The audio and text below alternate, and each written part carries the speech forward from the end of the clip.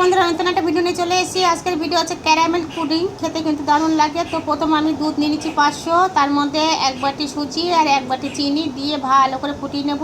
অল্প হাফ চামচ baking powder দিয়ে দেবো, দিয়ে ক্যারামেলটা বানিয়ে নেব। ভালো করে বানিয়ে নিয়ে তারপরে দেখুন বন্ধুরা, বানানো আমার কমপ্লিট। একটা বাটির মধ্যে ঢেলে নেব, নিয়ে ওর উপরে আমার মিশ্রণটা দিয়ে দেবো।